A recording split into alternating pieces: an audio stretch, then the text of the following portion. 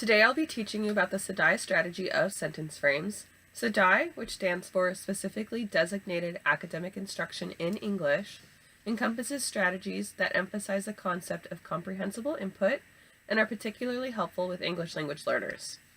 Sentence frames are a method of scaffolding that teachers can use to help students who struggle with writing or speaking.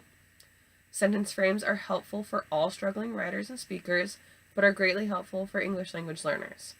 Sentence frames are also known as sentence stems or sentence starters, so if you were to Google this, you can use all three names and you'll be able to find information on them. Sentence frames are a form of scaffolding in the sense that it is a sentence that is missing information and requires students to fill in this missing information.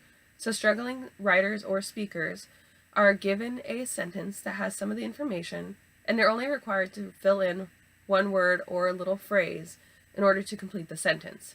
So for struggling writers and speakers, the students are able to use these sentences to structure their sentences and their thoughts. And then as they become more comfortable writing and speaking, then you use less sentence frames until they're able to create them on their own. So they can be used in any aspect of language, such as answering questions, statements, practicing vocabulary, and are good for written and oral practice. So we're going to look at a couple of examples of sentence frames. For example, for answering a question, the question can be, "What is your favorite animal?" And the teacher will provide the following sentence. A or an blank is my favorite animal.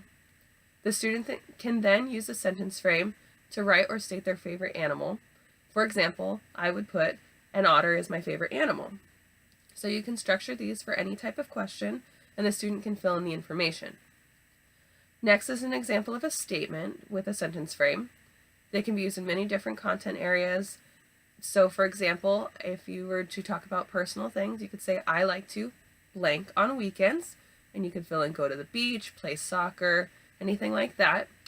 You can also use it for more academic language, such as if you're reading a story, the student can put, "The author uses blank throughout the story." You can fill in alliteration, if that is a vocabulary word or something to that extent, where you're using academic vocabulary to describe or state something about a story that you've read. Sentence frames can also be used for vocabulary practice.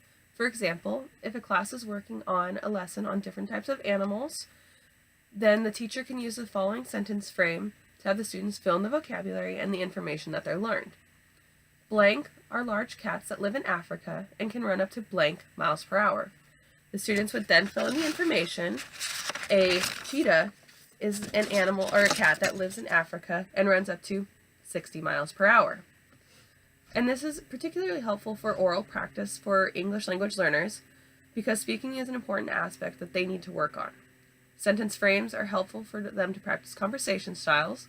For example, when practicing conversations to get to know one another, the teacher can use sentences like these. "My name is blank. I live with blank. Blank, blank, and blank are my hobbies."